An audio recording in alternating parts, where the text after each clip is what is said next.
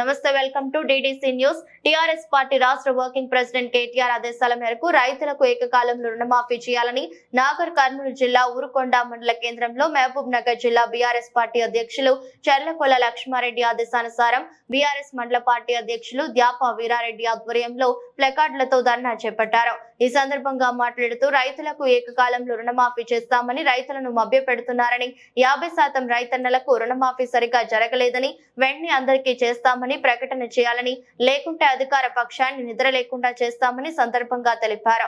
రాష్ట్ర వ్యాప్తంగా పెద్ద సంఖ్యలో రైతన్నలు కాంగ్రెస్ పార్టీ రుణమాఫీ ప్రయోజనం పొందకపోవడంతో ఆందోళన చేస్తున్నారని అన్నారు. ఎన్నికలకు ముందు 2 లక్షల వరకు రుణమాఫీని అందరికీ వర్తింపజేస్తామని కాంగ్రెస్ పార్టీ స్పష్టంగా హామీ ఇచ్చిందని గుర్తు చేశారు. డిసెంబర్ 9లోగా రుణమాఫీ చేస్తామని చెప్పిన రేవంత్ రెడ్డి ఆ తర్వాత ఆగస్టు 15 అంటూ మరోసారి మాట తప్పారని మండిపడ్డారు. ధర్నా అనంతరం ఎంఆర్ఓ వినతి పత్రాన్ని అందజేశారు. ఈ కార్యక్రమంలో బీఆర్ఎస్ మండల పార్టీ అధ్యక్షులు ద్యాప వీరారెడ్డి, నాయకులు గిరినాయక్, ఒక్క జంగయ్య, కృష్ణగౌడ్, బచ్చలకూర రమేష్, కొమ్ము రాజయ్య, యూత్ వింగ్ అధ్యక్షుడు కదిరి శేఖర్ యాదవ్, తిరుపతి రెడ్డి, సోషల్ మీడియా ఎండి అక్బర్, సాంబశివుడు, అమరేష్ రెడ్డి, మాజీ ఉప సర్పంచ్ పరశురాములు తదితరులు కార్యకర్తలు రైతులు పాల్గొన్నారు. ఎదగాలని ప్రజలను మోసం చేసి గద్దెనెక్కిన కాంగ్రెస్ ప్రభుత్వం ఈ రోజు ప్రజలను అన్ని విధాలుగా తప్పుతో పట్టించి అన్ని విధాలుగా నష్టపరుస్తున్నది. అది మనకు ఎలా తెలుస్తుందంటే, అక్కడ 2 లక్షల రైతు బీమా 2 లక్షల రుణమాఫీ చేస్తామని చెప్పి ఈ రోజు వరకు ఒక్క 10 మందికి 20 మందికి ఒక ఊరికి తప్ప ఎవరికి ఇంతవరకు రైతు రుణమాఫీ పడలేదు. అదేవిధంగా మనకు రైతు బంధు మన కేసీఆర్ మన తెలంగాణ ప్రభుత్వం ఉన్నప్పుడు కరెక్ట్ టైంకు ఒక రోజు ముందు వెనుక కాకుండా రైతు బంధు వేసేవాడు. కానీ ఇప్పటికీ రైతు బంధు నెలలు గడిచినా రైతు బంధు లేదు. అదేవిధంగా మనకు ఎప్పుడైతే ఎలక్షన్లో కొన్ని హామీలు చేసి మనకు పెన్షన్స్ కానీ రైతు బంధు కానీ పెంచుతానని చెప్పి ఏ ఒక్క పథకాన్ని కూడా ఇప్పటి వరకు అమలు చేయకుండా కాలయాపన చేస్తూ ఓన్లీ తెలంగాణ ప్రభుత్వాన్ని తిడుతూ మాత్రమే అతడు ఇప్పటి వరకు కొనసాగిస్తున్నాడు ప్రభుత్వాన్ని. అదే చిత్తశుద్ధి లేకుండా, మాట్లాడే విధానం తెలియకుండా, ఎక్కడో నేను చదువుకున్నాను చదువుకోలేదు అని చెప్పి ఏదో ఇష్టం వచ్చినట్టు మాట్లాడి అవతల పార్టీని విమర్శించడమే తప్ప వారికి ఒక్క విధమైన ప్రజలకు సేవ చేయాలని భావన లేదు. అతడు డైరెక్ట్ పబ్లిక్ లోనే ఒక మీటింగ్ లో మాట్లాడిను, నేను ఒక్క నెల గిట్లా దోపిడీ మార్చుకున్నాననుకో, ఒక్క నెల దోపిడీకి మార్చుకుంటే నేను తెలంగాణ ప్రభుత్వం రైతు రుణమాఫీ చేస్తాను.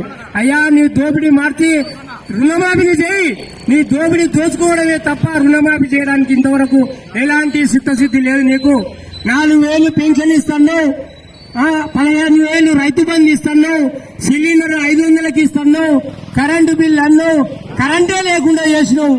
అందుకని ప్రజలందరూ నీ యొక్క పరిపాలనను గమనిస్తున్నారు. నీ పరిపాలనకు చరమ గీతం దగ్గరలోనే ఉంది. కానీ ఇప్పటి వరకు ప్రజలు నువ్వు సీఎం అయినా నేనే మాట మాట్లాడే నడుస్తానని ఏ మాత్రం నువ్వు అనుకోకు. ఒకరొకరికి నీ పైన ఏముందో ఎలా చేస్తారో దాని గురించి ప్రతి ఒక్క ప్రజానికానికి నీ గురించి తెలిసిపోయింది. నువ్వు 6 నెలలు కూడా రాలేదు. నీ ప్రభుత్వాన్ని చేపట్టి నువ్వు పేర్లు మార్చడం, తిట్టడం తప్ప ప్రజలకు ఉపయోగపడే ఏ ఒక్క పథకాన్ని కూడా అమలు చేయలేకపోతున్నావు. నీ నుంచి ఏది కాదని ప్రజలకు తెలిసిపోయింది. నీవేమైనా నాటకం మాత్రమే చేస్తున్నావు, యాక్షన్ చేస్తున్నావు, ఇంట్లో పోయి పంతున్నావు, బయటకు వస్తావు, యాక్షన్ చేయిస్తావు, మీటింగ్ పెడతావు, నేను అది ఇస్తాను చెప్తావు, ఇది ఇస్తాను చెప్తావు. ఈ రోజు తెలంగాణలో మహబూబ్ నగర్ కాకుండా ఉమ్మడి మహబూబ్నగర్ జిల్లాకు ఏంచి ఒక సీఎం అయినావు. ఈ ఉమ్మడి మహబూబ్నగర్ జిల్లాకు ఇంతవరకు ఒక చిల్లి గవ్వ కూడా మీరు ప్రకటించలేదు. ఎందుకంటే నీ చేత మరి మన మహబూబ్నగర్ జిల్లా పార్టీ అధ్యక్షులు జడ్చర్ల నియోజకవర్గ మాజీ శాసనసభ్యులు లక్ష్మారెడ్డి గారి ఆదేశానుసారం మరి రైతులలో ఈ ప్రభుత్వం మీద మరి సంవత్సరం లోపే ఇంత వ్యతిరేకత రావడం, ప్రజలకు ఎదురవుతున్న సమస్యలు, రైతులు ఎదుర్కొంటున్న సమస్యల మీద పార్టీ తరఫున మనం కూడా కొట్టాడాలని ఈ రోజు రైతు రుణమాఫీ మరి అరకొరగా అవ్వడం మీద ధర్నా కార్యక్రమం చేయాలని పార్టీ ఆదేశాల మేరకు మరి మనందరం ఇక్కడ మరి ఈ ధర్నా కార్యక్రమాన్ని ఏర్పాటు చేసుకోవడం జరిగింది. మరి నిన్న చెప్పిన వెంబడే కేవలం వాట్సాప్ మెసేజ్ ద్వారా ఇక్కడికి వచ్చేసినటువంటి మాజీ ప్రజాప్రతినిధులు, బీఆర్ఎస్ పార్టీ ముఖ్య నాయకులు, కార్యకర్తలు, మరి వివిధ గ్రామాల నుంచి వచ్చేసినటువంటి రైతులందరికీ కూడా ప్రత్యేకంగా ధన్యవాదాలు తెలుపుతున్నాం. మరి రైతులలో ప్రభుత్వం మీద తిరగబడేందుకు ఎంతో చైతన్యం వచ్చింది. ఎందుకంటే వాళ్ళు గతంలో ఎన్నో ఇబ్బందులు పడ్డారు. తెలంగాణ రాకముందుకు తెలంగాణ ప్రభుత్వం మరి టీఆర్ఎస్ ప్రభుత్వం ఏర్పడిన ఈ 10 సంవత్సరాలలో ముఖ్యంగా రైతులను ఆదుకోవడంలో టీఆర్ఎస్ ప్రభుత్వం ఎంత సఫలమైందో ఈ రోజు ఈ కాంగ్రెస్ ప్రభుత్వం విఫలమైన తర్వాత గత ప్రభుత్వం ఎలాంటి విధి విధానాలు రూపొందించుకొని రైతులకు సహకరించుకుంటూ ఏదైతే రైతు బంధుని ప్రవేశపెట్టి మరి వాళ్ళ ట్రాక్టర్ కిస్తులు కట్టుకోవడానికో, వ్యవసాయ పనిముట్లు కొనుక్కోవడానికో, మరి వివిధ రకాలుగా రైతు బంధు ఉపయోగపడేది. తరువాత రైతు బీమా, కుటుంబంలో రైతు చనిపోతే ఆ రైతు బీమా ద్వారా వచ్చిన 5 లక్షల రూపాయలు ఆ కుటుంబానికి పెద్ద దిగ్గా ఉండేది. అది కూడా ఆపేయడం జరిగింది. 6 గ్యారంటీల పేరుతో మరి వచ్చిన నెలలోనే అన్నీ చేస్తామని ఈ రోజు తీసుకోండి, 1 నెల తర్వాత రుణమాఫీ చేస్తామన్నాడు. నిలబడింది దాదాపుగా సంవత్సరం కావస్తుంది.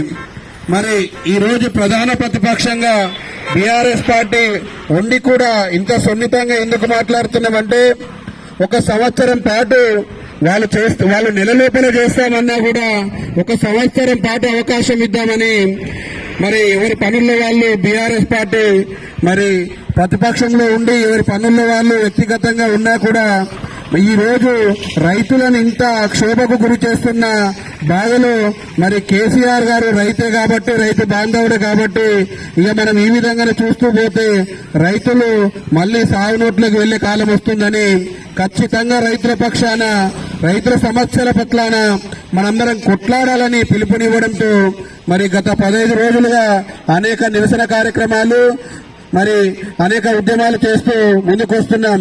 మన బీఆర్ఎస్ పార్టీ అంటేనే ప్రజలు, రైతుల పక్షాన కొట్లాడే పార్టీ అనేది ఈ రోజు రైతులకు అర్థమైంది. రైతులు ఈ రోజు ఎంత ఇబ్బంది పెడుతున్నారో, బ్యాంకుల దగ్గర కాగితాలు పట్టుకొని క్యూలైన్లో నిలబడుతున్నారు. వీళ్ళు ఇచ్చిన కాగితాలు తీసుకొని వాళ్ళు చెత్తబుట్టల్లో వేయడం జరుగుతున్నది. ఆ కాగితాలు ఎందుకు అడుగుతున్నారు? ఆ కాగితాలు అవసరమేమున్నది? మరి 2 లక్షల పైన రుణం ఉంటే మీరు మీటు కడితేనే కిందికి మొత్తం మాఫీ చేస్తామంటున్నారు. నువ్వు చేయాల్చుకున్నది ఏందో ఆ రైతు సేవింగ్ ఖాతాల్లో లేదా లోన్ అకౌంట్లో వేసేస్తే రైతు లెక్కలు రైతు చూసుకుంటారు, బ్యాంక్ అయినా రైతు ఏమైనా మాట్లాడుకుంటారు, వాళ్ళు చూసుకుంటారు. నీకు చేత కాకపోతే నా వల్ల కాదు, ఇంకో 2 సంవత్సరాలు పడుతుందంటే రైతులు తమ వ్యవసాయ పనుల నిమగ్నమవుతారు. మీరు రుణమాఫీ కాని వాళ్ళంతా కాగితాలు తెచ్చి కలెక్టర్కి అప్పీల్ చేసుకోవచ్చు, ఎంఆర్ఓకి అప్పీల్ చేసుకోవచ్చు, మరి ఇక్కడ రైతు సంఘం కార్యాలయాల్లో ఇవ్వచ్చు, తర్వాత రైతు వేదికల్లో అగ్రికల్చర్ ఆఫీసర్లకు ఇవ్వచ్చు అని చెప్తున్నావు. అసలు రుణమాఫీ అనేది ప్రభుత్వం చేస్తుంది. ప్రభుత్వం బ్యాంకుతో మాట్లాడి బ్యాంకులో రైతుకు వేసేస్తే సరిపోయేది. మరి ఇన్ని రకాలుగా కొన్ని బ్యాంకుల దగ్గర చూస్తున్నాం, తీసుకున్న కాగితాలన్నీ వర్షంలో పడేసినారు. ఈడంగా తీసుకుంటున్నారు, వెనకంగా బయట పడేస్తున్నారు. ఇన్ని రకాలుగా రైతులను ఇబ్బంది పడేస్తున్నారు. మరి ఈ మండలంలో ఊరుకొండపేటలో, మాదరంగంలో బ్యాంకులు ఉన్నాయి. మరి ఈ రోడ్డు ఇతల పక్కన ఉన్నటువంటి రైతులను చూస్తున్నాం. మాదారం బ్యాంకు ముంగట రోజు పొద్దున 7 గంటల నుంచి వచ్చి సాయంత్రం 7 అయినా కూడా అక్కడ పనులు ఉన్నాయి. ఏందని అడిగితే కట్టలు జిరాక్స్లు బతుకుతున్నారు అక్కడ. మరి పేపర్లు అమ్ముకునేటోళ్ళు, ఆ స్టాంప్ పేపర్లు అమ్ముకునేటోళ్ళు, ఈ జిరాక్స్ వేలు తప్పితే రైతులకు సమస్యలు మాత్రం పరిష్కారం అవడం లేదు. ఈ విధంగా చెప్పుకుంటూ పోతే మరి ఇంకా ఎన్నో సమస్యలు ఉన్నాయి. మరి ఈ మహిళలకు ఫ్రీ బస్ అనగానే, తులం బంగారం అనగానే మరి అక్కడ గుద్దేసినారు. ఇప్పుడు ఆ బస్సులు ఆపకుండా పోతున్నారు. ఈయనే చూస్తున్నా 3 బస్సులు అయినా కూడా ఉన్న వాళ్ళకి సరిపోవట్లేదు. మరి తులం బంగారం లేదు. ఇస్తున్న కళ్యాణ లక్ష్మి కూడా మరి కేసీఆర్ గారు పెట్టింది పాత పద్ధతులనే ఇస్తున్నావు. రైతు బంధు ఇవాళకి గతి లేదు. ఈ విధంగా చెప్పుకుంటూ పోతే మరి ప్రభుత్వం ఎన్నో రకాలుగా విఫలమవుతుంది. మేము కూడా మీరు కొత్తగానే ఎక్కువ ఏం చేయట్లేదు.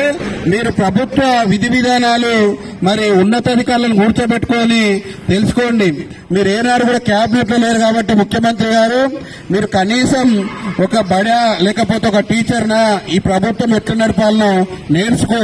ఇప్పుడు గుంపు మేస్త్రి లాగా పోతే ముందుకెళ్తే ఇబ్బంది అవుతుంది. గుంపు మేస్త్రి తట్ట మాలు ఎక్కువ కొట్టినా రేపు పొద్దుగాలు ఎత్తనికి వస్తుంది. కానీ నువ్వు ఒక తట్ట రూపాయి బిల్లులు బ్యాంకులు ఎక్కువ తక్కువ ఇస్తే నువ్వు జైలుకు పోతావు. కాబట్టి అన్ని లెక్కలు సరిగ్గా తెలుసుకొని ఒక నెల సెలవు పెట్టు.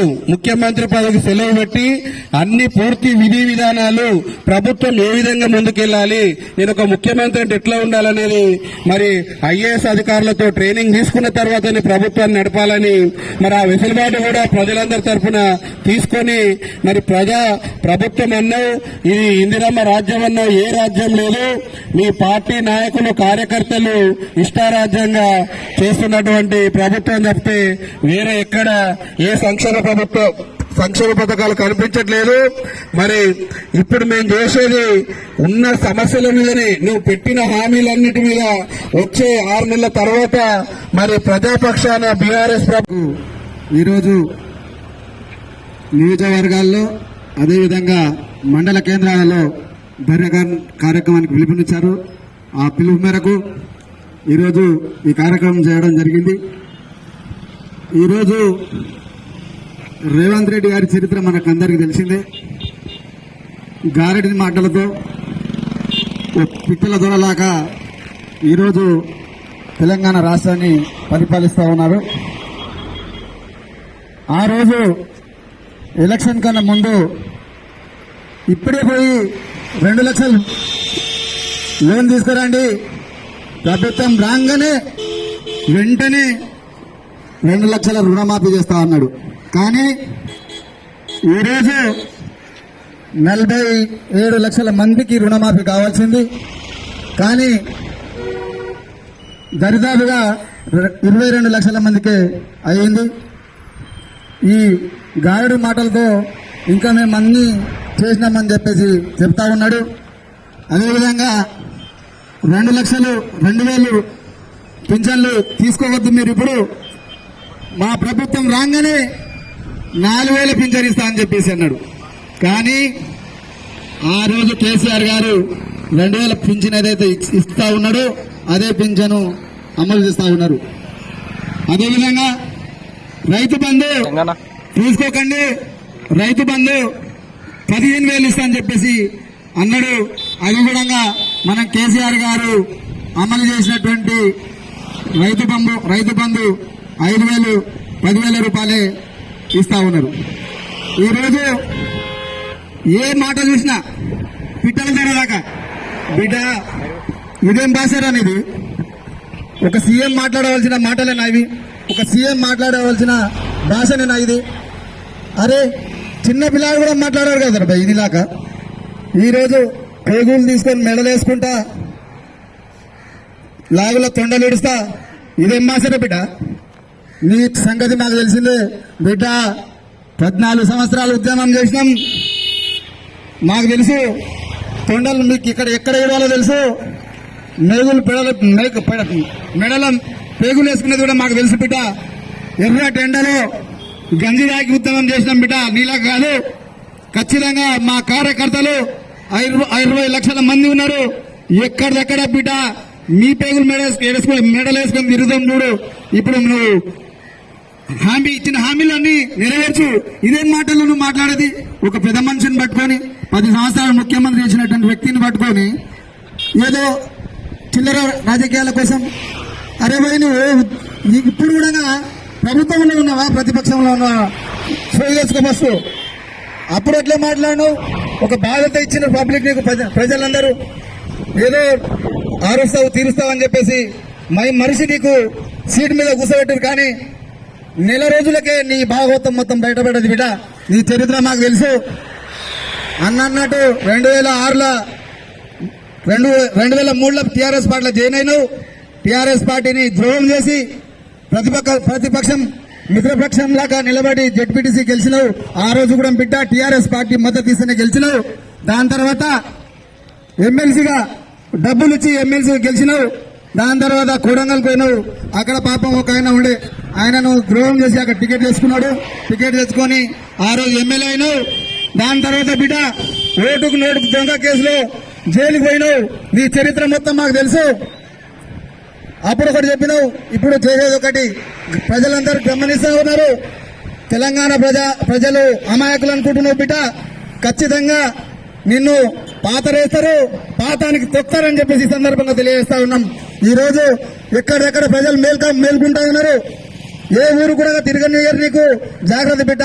నువ్వు ఏదైతే హామీ ఇచ్చినావో తక్షణమే అందరికీ రుణమాఫీ ఆంక్షలు లేకుండా రుణమాఫీ చేయాలి. అదేవిధంగా